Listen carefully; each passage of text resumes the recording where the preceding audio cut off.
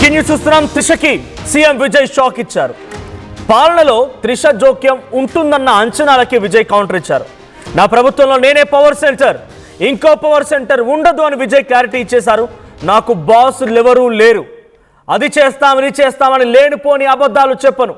నేను తప్పు చేయను, ఎవడైనా చేస్తే ఊరుకోను. తప్పు చేసిన వారి తాట తీస్తానంటున్నారు విజయ్.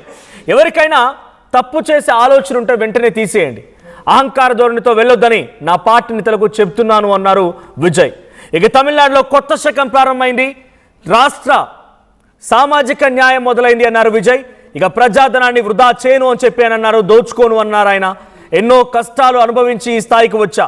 నా ప్రయాణంలో ఎన్నో అవమానాలు ఎదుర్కొన్నా, ఎన్ని అవమానాలు ఎదురైనా మీరు నా వెంటే ఉన్నారని చెప్పి విజయ్ అన్నారు.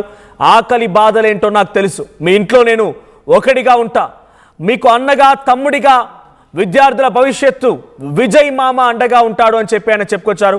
మైనార్టీ ప్రజలకు అండగా ఉంటానన్నారు ఆయన. నాకు మద్దతు ఇచ్చినటువంటి అన్ని పార్టీలకు ధన్యవాదాలు అన్నారు. ఇక ఖర్గే, రాహుల్ గాంధీ సహా కాంగ్రెస్ నేతలకి ధన్యవాదాలు చెప్పారు విజయ్. వీసీకే నేత తిరుమావలవన్కి, సిపిఐ సిపిఎం పార్టీలకి నా ప్రత్యేక ధన్యవాదాలు అన్నారు విజయ్. ఇక సీఎం విజయ్ మొదటి స్పీచ్లో అదుర్స్ అనిపించుకున్నారు. పంచులు, ప్రాసలు, వార్నింగ్స్తో మా స్పీచ్ని ఇచ్చారు విజయ్. త్రిషకి అవకాశం కల్పిస్తారు అందరూ ఎక్స్పెక్ట్ చేశారు, కానీ త్రిషకి ఎటువంటి అవకాశం కల్పించలేదు విజయ్. కేవలం ఒక సర్వసాధారణటువంటి సామాన్య వ్యక్తిగానే అటు త్రిష ఉండబోతున్నారు. త్రిషకి ఎటువంటి ప్రాధాన్యత లేదు, ప్రభుత్వంలో చోటే లేదు. నేనే పవర్ సెంటర్ అంటున్నారు. సో ఇక్కడ ఫీమేల్ వాయిస్, ఒక ఉమెన్స్ వాయిస్ త్రిష రూపంలో రాబోతోంది.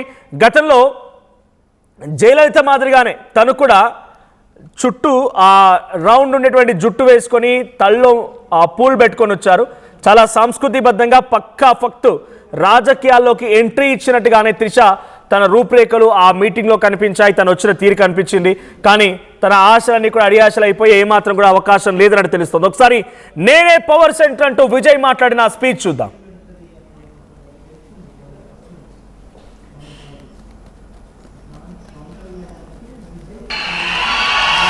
பெண்கள் பாதுகாப்பு ரொம்ப ஸ்ட்ரிக்டா வச்சிருப்பேன்.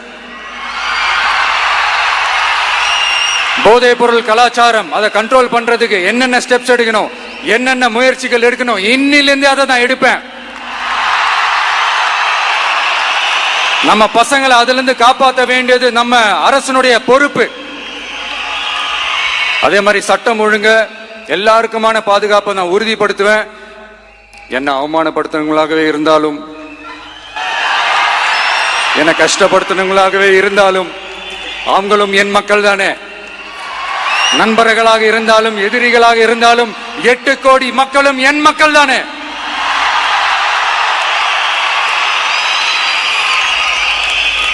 அது மாதிரி இந்த அடிப்படை விஷயங்கள், கல்வி, ரேஷன், மருத்துவம், குடிநீர், சாலை வசதி, பஸ் வசதி, இந்த மாதிரி விஷயங்கள்ல தான் என்னுடைய முதல் கவனம் செலுத்தணும்னு எனக்கு தோணுது. நான் முன்னாடியே சொன்ன மாதிரி மக்கள் பணத்துல இருந்து ஒரு பைசா கூட நான் தொட மாட்டேன். எனக்கு அது அவசியமும் இல்லை. அது உங்களுக்கு நல்லாவே தெரியும். இந்த விஜய் தப்பு பண்ண மாட்டான், தப்பு பண்ணவும் விட மாட்டான். அது யாராக இருந்தாலும் சரி, என்னோட கவர்மெண்ட்ல என் கூடவே இருக்கிறவங்களாகவும் சரி, விட மாட்டான்.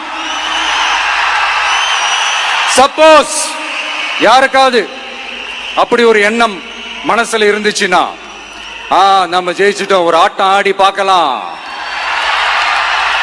அப்படின்ற எண்ணம் யாருக்காவது இருந்துச்சுன்னா இப்பவே இந்த நிமிஷமே அதை எரேஸ் பண்ணிருங்க.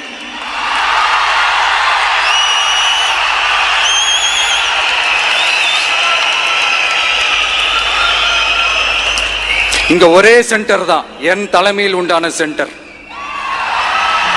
இந்த பக்கம் ஒரு சென்டர், இந்த பக்கம் ஒரு பவர் சென்டர், அங்க ஒரு பவர் சென்டர். அதெல்லாம் రైట్, ఇదే అని చెప్తున్నమాట. నేనే పవర్ సెంటర్. మీకెవరికైనా దోచుకోవాలని ఆలోచన ఇప్పుడే విరమించుకోండి. ఎవరికి ఎటువంటి అవకాశం ఉండదు. నేను దోచుకోని ఎటువంటి అవినీతికి పాల్పడను. నేను రాత్రికి రాత్రి అన్ని చేయడానికి నేను దేవదూతని కాదు. నేను డెఫినెట్గా సమయం తీసుకుంటాను, అందరికీ సమన్యాయం చేస్తాను, సామాజిక న్యాయం చేస్తానని చెప్పి విజయ్ ప్రసంగం ఇచ్చారు. నేనే పవర్ సెంటర్ అంటున్నారు, ఎవరికి అవకాశం లేదంటున్నారు. అంటే ఇక్కడ ఎవరికి కొత్త వాళ్ళకి అవకాశం లేదని రకంగా తను ఇండైరెక్ట్ గా స్పీచ్ ఇచ్చారు. సో త్రిషకి ఎటువంటి అవకాశం ఉండదు ప్రభుత్వంలో తేల్చేశారు ఆయన. సో మరిన్ని అప్డేట్స్ ప్రతినిధి కృష్ణమోహన్ ఇస్తారు. కృష్ణమోహన్, సో త్రిషకి ప్రభుత్వంలో ఏదో ఒక వాయిస్ ఇస్తారు, ఉమెన్ పవర్ ని ఆయన ఎంకరేజ్ చేస్తారు, తన పార్టీ కూడా ఒక ఉమెన్ ఫేస్ కావాలి కాబట్టి త్రిషకి అవకాశం కల్పిస్తారంతా భావించారు. ఈరోజు తను సభకు వచ్చిన తీరుతెన్నులు చూస్తే కూడా గతంలో జయలలిత మాదిరిగా ఆవిడ అక్కడికి చేరుకున్నారు, కట్టు బొట్టు అంతా కూడా. సో అక్కడికి వచ్చిన తర్వాత మేబీ చాలా మంది ఎక్స్పెక్ట్ చేశారు తను కూడా ఒక అద్భుతమైనటువంటి స్థితిలో ఉంటారు ప్రభుత్వంలో అని చెప్పి. కానీ ఏం జరుగుతోంది? త్రిషకి ఎటువంటి ప్రాధాన్యత లేనట్టేనా? పవర్ సెంటర్ తానే అని చెప్తున్నారు. Of course he would be the power centre because అదొక ప్రాంతీయ పార్టీ కాబట్టి. బట్ ఆ పార్టీకి ఫీమేల్ వాయిస్ గా త్రిషకి అవకాశం ఇచ్చే పరిస్థితుందా?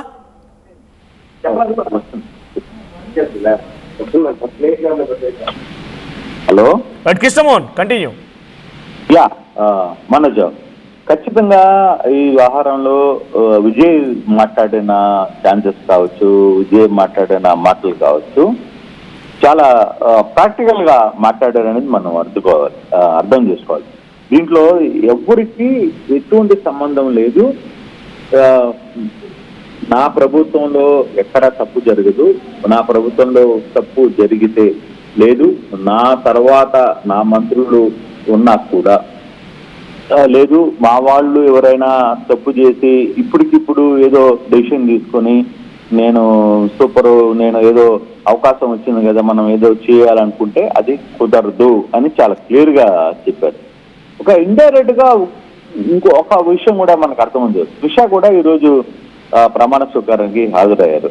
మొత్తం ఆమె మీద ఒక సెంట్రల్ ప్రోగ్రామ్ మొత్తం కూడా, అంటే మీడియా మొత్తం కూడా ఆమె మీద ఫోకస్ చేసింది. కానీ ఎక్కడ కూడా విజయ్ ఆ విషయంలో మాత్రం ఛాన్స్ ఇవ్వాల. త్రిషకి పాలనలో జోక్యం ఉంటుందని చాలా మందిని అంచనా చేశారు. చాలా మంది త్రిష ఎంటర్ అవుతుంది గవర్నమెంట్ లో లేకపోతే ఇంకోటి అనుకునే విషయంలో కూడా ఒకటే చెప్పారు. ఆయన నా ప్రభుత్వంలో నేనే పవర్ సెంటర్, దీంట్లో వేరే ఆలోచన లేదు, ఇంకో పవర్ సెంటర్ ఉండదు, నాకెవరు బాసులు లేరు, నేనే బాస్ని, తప్పు జరిగినా ఉప్పు జరిగినా నేనే, ఇది చేస్తాం అది చేస్తామని లేనిపోని అబద్ధాలు నేనైతే చెప్పను, నేను తప్పు చేయను, ఎవడైనా చేస్తే కూడా ఒప్పుకోను, తప్పు చేసిన వారిని ఎటువంటి పరిస్థితులు అయినా సరే తాట తీస్తా అనేది చాలా క్లియర్ గా చెప్పారు. ఎవరైనా తప్పు చేసే ఆలోచన ఉంటే, అంటే పవర్ లో వచ్చాం కాబట్టి నమ్మ పవర్ లో వండుతాం నమ్మ ఏదైనా కరకల అనేది అతను క్లియర్ గా చెప్పాడు. ఆ విషయంలో మాత్రం నేను సమస్య లేదు, ఒప్పుకునే వ్యవహారంలో లేదు అనేది చాలా క్లియర్ గా చెప్తున్నాడు. ఇంకొకటి, అహంకార ధోరణితో ఎవడైనా నా పార్టీ నేతలు ఎవడైనా వ్యవహరిస్తే మాత్రం ఒప్పుకునే పరిస్థితి లేదు అనేది చాలా క్లియర్ గా చెప్పిన పరిస్థితి. ఇంకొకటి, ఆర్థిక పరిస్థితి, గవర్నమెంట్ ఆర్థిక పరిస్థితి ఎట్లుందో అనేది నీకు రేపు ఎల్లుండో అసలు తమిళనాడు గవర్నమెంట్ లో ఆర్థిక పరిస్థితి ఎట్లా ఉండదు అనేది వైట్ పేపర్ నేను ఇస్తానని చెప్పి చాలా క్లియర్ గా చెప్తున్నారు. బేసిక్ గా ఇటువంటి ప్రమాణ స్వీకారం మనోజ్, ఇప్పుడు దాకా నేను కూడా దాదాపు 20 సంవత్సరాల నుంచి తమిళనాడు రాజకీయాలని దగ్గరుండి చూస్తున్నా. కానీ విజయ్ మాట్లాడిన వ్యవహారం, విజయ్ మాట్లాడిన దీంట్లో మాత్రం కొత్త ధనం అనిపిస్తుంది. కానీ ఏ విధంగా అతను వర్కౌట్ చేస్తాడా లేదనేది రాబోయే రోజులు చూడాలి. బట్ అతను చాలా క్లారిటీగా ఉన్నారు, చాలా పర్ఫెక్షన్ లో ఉన్నారు అనేది చాలా స్పష్టంగా అర్థమైంది. ఇంకోటి కూడా ఆయన ఒకటే చెప్తున్నాడు, తమిళనాడులో కొత్త శకం ప్రారంభమైంది, రాష్ట్రంలో సామాజిక న్యాయం అని ఏది ఉందో అది మొదలైంది, ప్రజా ధనాన్ని వృధా చేయను, నేను నాకు ఒక్క రూపాయి కూడా నాకు ఇక్కడ అవసరం లేదు, నా నా పూర్తిగా దీంట్లో ఎన్నో అవమానాలు భరించాను, చాలా ఇబ్బందులు పడ్డాను, ఏదైనా సరే అయినా కూడా వాళ్ళందరూ కూడా నా మనుషులే కదా, వాళ్ళందరూ కూడా 6 కోట్ల మంది కూడా నా మనుషులే కదా, నేను వాళ్ళందరూ నన్ను అవమానించినా లేకపోతే ఇంకోటి చేసినా ఆ విషయంలో నాకేమీ ఇష్యూ లేదు, ఆకలి బాధ ఏందో నాకు తెలుసు, మీ ఇంట్లో నేను ఒకడిని మీ అన్నగా తమ్ముడుగా ఉంటా, విద్యార్థుల భవిష్యత్తు విషయంలో విజయ్ మామ ప్రధానంగా ఏంటంటే ఆయన యంగ్ ఓటర్స్ మొత్తం కూడా విజయ్ వైపు తిరిగాడు. ఆ ఓటర్స్ కి ఆయన క్లియర్ గా చెప్తున్నాడు, నన్ను మామగా చూశారు, నా మామగా నేను నేను ఏం చేయాలో విద్యార్థుల భవిష్యత్తు విషయంలో కావచ్చు, యంగ్ ఓటర్స్ విషయంలో కావచ్చు నాకు ఒక అంచనా ఉంది.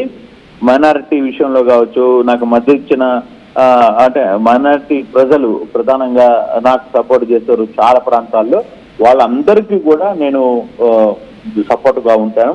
కానీ ఎక్కడా కూడా నేను విషయంలో అయితే వేరే ఆహారాన్ని ఇచ్చే పరిస్థితి లేదు. అంటే నిజంగానే ఒకటి మనకు విజయ్ ఈ ప్రసంగం మొత్తం కూడా చూడకుండా, అంటే ప్రమాణ స్వీకారాన్ని కూడా చూడకుండా ఆయన తన ప్రమాణ స్వీకారాన్ని చెప్పిన పరిస్థితి. అక్కడ 9 మంత్రులు గవర్నర్ సాక్షిగా చూసి చదివారు. కానీ ఈ విషయంలో మాత్రం విజయ్ ఎక్కడ ఒక్క నిమిషం కూడా ఆగల. ఆయన క్లియర్ గా ఆయన చెప్పాలనుకున్నది గవర్నర్ సాక్షిగా, లక్షల మంది ప్రజల సాక్షిగా ఆయన చెప్పాలని అనుకున్నది చాలా క్లియర్ గా చెప్పారు. అయితే ఒకటి సీఎం గా మొదటి స్పీచ్ మాత్రం విజయ్ అదుర్సన్ చెప్పాల్సిందే. దాంట్లో పంచులు, ప్రాసలు, వార్నింగ్లు అన్ని ఇచ్చేసాడు క్లియర్ గా. తన తోటి వ్యవస్థల్లో కూడా ఏమైనా తప్పు జరిగితే ఒప్పుకునే పరిస్థితే లేదు. ఒక పక్కన రాహుల్ గాంధీ పక్కన కూర్చున్నా కూడా పవర్ పాయింట్లు ఉంటాయి, ఇంకోటి ఉంటాయి, పవర్ ఇది చేస్తాడు, ఇంకొకటి చేస్తాడు, సమస్య లేదు, అన్నిటికీ నేనే బాధ్యత అని చెప్పి చాలా క్లియర్మైన ఇది చెప్పారు. రాష్ట్ర ఆర్థిక పరిస్థితి మీద కూడా ఆయన ఒక వైట్ పేపర్ ని వెంటనే విడుదల చేస్తాను, మీరందరూ కాన్ఫిడెంట్ గా ఉండండి, అంతా మంచిగా జరుగుతుంది, విజయం మనదే, మళ్ళీ మళ్ళీ కలుస్తూనే ఉంటాను అని చెప్పిన డైలాగులు. అంటే బేసిక్ గా ఇప్పుడు దాకా తెలంగాణ తమిళనాడు ఎలక్షన్స్ లో ఇటువంటి ప్రసంగం ఒక ముఖ్యమంత్రి చేసిన పరిస్థితి ఎవరు చూడలేదు అనేది అక్కడికి వచ్చిన చాలా మంది కూడా చెప్తున్న పరిస్థితి. ఇటువంటి అంటే ఒక యాటిట్యూడ్, అతను క్లియర్ గా ఒక సబ్జెక్ట్ ఉంది, ఏంది తమిళనాడులో ఏం జరుగుతుంది, తమిళనాడులో ఎటువంటి పరిస్థితులు ఉన్నాయి ఏంటి అనేది దాని మీద చాలా పూర్తిగా ఒక నమ్మకం ఉంది. ఆ నమ్మకం మీద ఆయన క్లియర్ గా చెప్పిన పరిస్థితి. అందుకే విజయ్ ప్రసంగం మొత్తం కూడా ప్రజలు కావచ్చు, అక్కడ ఉన్న హాజరైన స్టేడియం మొత్తం కూడా ఫుల్ ప్యాక్. అసలుకి మామూలుగా స్టేడియంలోనే ప్యాక్ అయితే బయట కిలోమీటర్లు మేర విజయ్ కోసం చాలా మంది వెయిట్ చేసిన పరిస్థితి ఉంది. అటువంటి పరిస్థితి మనం చూడాలి. అంటే విజయ్ లాంటి వ్యక్తి ఎలా ఉంటారు, ఏ విధంగా వ్యవహారం చేస్తారు అనే దాని మీద మాత్రం ఒక్క నిమిషం కూడా ఆలోచించాల్సిన అవసరం లేదు. మనోజ్, ఒక విషయం నేను చాలా క్లియర్గా చెప్తున్నాను. నేను ఒక 20 సంవత్సరాలుగా తమిళనాడు రాజకీయాలు ఇవన్నీ చూస్తున్నా, కానీ విజయ్ ప్రమాణ స్వీకారం ఎట జరిగింది ఏంటి అనే దాని మీద మాత్రం అంటే అంత ఓపెన్ గా, అంత వ్యవహార శైలిలో అతను కట్టుబాట్లని వదిలేశాడు. మామూలుగా విజయ్ అయినా సరే తమిళనాడులో ఒక పండుగ జరిగినా, ఒక ప్రమాణ స్వీకారం జరిగినా అందరూ పైన షర్ట్ వేసుకుంటారు, కింద పంచ కొట్టుకొని వస్తారు. కానీ అతను ఒక ట్రెండ్ ని క్రియేట్ చేశారు. అందుకే సోషల్ మీడియా మొత్తం కూడా ఈరోజు కోట్ల మంది, అంటే తమిళనాడు ఒకటే కాదు, పక్కన ఉన్న కర్ణాటక, ఆంధ్రప్రదేశ్, తర్వాత తెలంగాణ, వీళ్ళందరూ ఎందుకు అంత ఓపెన్ గా చూశారంటే అతను వ్యవహరించాలి. వెంటనే ప్రమాణ స్వీకారం చేసిన ఒక 5 నిమిషాల్లో నేరుగా సెక్రటరీకి వెళ్ళిపోయారు. సెక్రటరీకి వెళ్ళిపోయి ఆదివారం రోజు సెక్రటరీకి వెళ్ళిపోయి అక్కడ బాధ్యతలు తీసుకునే ప్రయత్నం చేశారు. సో ఇది కొంచెం తమిళనాడు రాజకీయాల్లో ఇతను ఎంతవరకు సక్సెస్ అవుతారో లేదో నేను చూడాలి. బట్ కానీ అతను చేసిన ప్రయత్నం మాత్రం తమిళనాడు ప్రజలకి ఒక కొత్త ఊపిరిని ఇచ్చింది అనేది మనం చెప్పాలి. Manoj, right, thank you Krishnamohan. But definitely అటు విజయ్ యాజ్ కృష్ణమోహన్ సెడ్ ఒక చరిత్ర సృష్టించాడని చెప్పాలి. అటు విన్నింగే కానీ, ఆయన సీఎంగా అవడానికి పడ్డ కష్టాలే కానీ, ఆ తర్వాత ఈరోజు సీఎంగా కూడా తన స్పీచే కానీ, తను వేసుకున్నటువంటి ఆ వేషధారణ, బేసిక్గా తమిళనాడు అంటేనే పంచకట్టు అండ్ వాళ్ళ వేషధారణ అలా ఉంటుంది. కానీ ఆయన సూట్ వేసుకుని వచ్చారు, అంబేద్కర్ ఫార్ములా ఆయన ఫాలో అవుతున్నారట్టుగా సోషల్ మీడియాలో జరుగుతున్న చర్చ. ఏదేమైనా విజయ్ ఒక హిస్టారికల్ సీఎంగా తమిళనాట కుర్చీలో ఇలా కూర్చున్నారు. సో విజయ్ డెఫినెట్గా ఆయన సీఎంగా సక్సెస్ అవుతారనేటువంటి భావన మాత్రం ప్రస్తుతం కలుగుతోంది. సోషల్ మీడియా వ్యాప్తంగా పబ్లిక్ అందరూ ఆయన విషెస్ చేస్తున్నారు. సో మీరేమనుకుంటున్నారు, విజయ్ ఒక మార్క్ క్రియేట్ చేస్తాడా యాజ్ లైక్ ఆయన సీఎంగా గెలవడం, ఆ కుర్చీలో కూర్చోవడం కోసం పడ్డ కష్టాలని, ఆ హిస్టరీని మొత్తాన్ని ఆయన ఎప్పటికీ శాశ్వతంగా గుర్తుంచుకొని అదే స్థాయిలో పబ్లిక్ సర్వ్ చేస్తారని మీరు అనుకుంటున్నారా? Whether Vijay will be successful in his seat as a CM? So మీరేమనుకుంటున్నారు కామెంట్ చేయండి.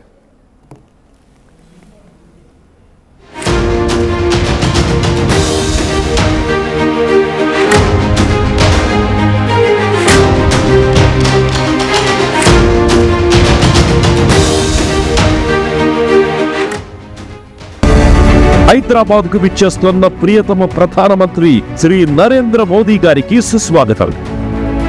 బీజేపీ బహిరంగ సభ మే 10 ఆదివారం సాయంత్రం 4 గంటలకు సికింద్రాబాద్ పరేడ్ గ్రౌండ్స్ లో. లక్షలాదిగా ప్రధాని సభకు వెళదాం, వికసిత్ భారత్ లో భాగస్వామ్యమవుదాం. చిన్న చిన్న ఆనందాలు 35 ఏళ్లుగా నా జీవితంలో లేవు. 35 ఏళ్లుగా నేను డైపర్లలో బ్రతికాను. 6 సెంటీమీటర్ల ఫిస్టులా నా మూత్రాశయంలో లీక్ కారణమైంది. ఎవరూ నాకు సహాయం చేయలేకపోయారు. ఏఐఎన్యూలో వైద్యులను కలిసే వరకు. అక్కడ వారు రోబోటిక్ శస్త్రచికిత్సతో నాకు పరిష్కారం ఇచ్చారు. వారు నా ఆత్మవిశ్వాసాన్ని కూడా తిరిగిచ్చారు. Precision care makes it possible. The Center for Robotic Surgery at AINU.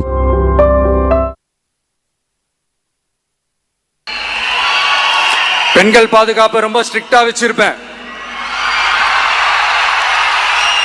போதைப் பொருள் கலாச்சாரம் அதை கண்ட்ரோல் பண்றதுக்கு என்னென்ன ஸ்டெப்ஸ் எடுக்கணும், என்னென்ன முயற்சிகள் எடுக்கணும், இன்னிலிருந்தே அதை நான் எடுப்பேன். நம்ம பசங்களை அதுல இருந்து காப்பாற்ற வேண்டியது நம்ம அரசனுடைய பொறுப்பு.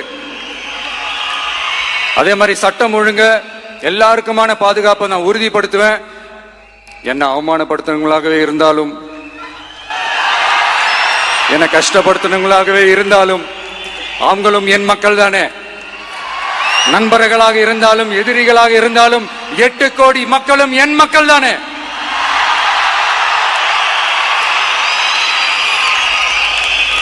அது மாதிரி இந்த அடிப்படை விஷயங்கள், கல்வி, ரேஷன், மருத்துவம், குடிநீர், சாலை வசதி, பஸ் வசதி, இந்த மாதிரி விஷயங்கள்ல தான் என்னுடைய முதல் கவனம் செலுத்தணும்னு எனக்கு தோணுது. நான் முன்னாடியே சொன்ன மாதிரி மக்கள் பணத்துல இருந்து ஒரு பைசா கூட நான் தொட மாட்டேன். எனக்கு அது அவசியமும் இல்லை. அது உங்களுக்கு நல்லாவே தெரியும். இந்த விஜய் தப்பு பண்ண மாட்டான், தப்பு பண்ணவும் விட மாட்டான்.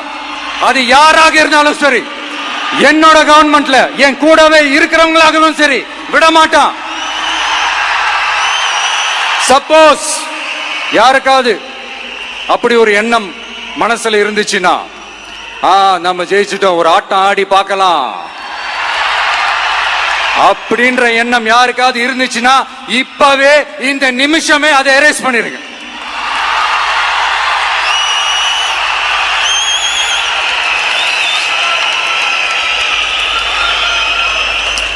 இங்க ஒரே சென்டர் தான், என் தலைமையில் உண்டான சென்டர்.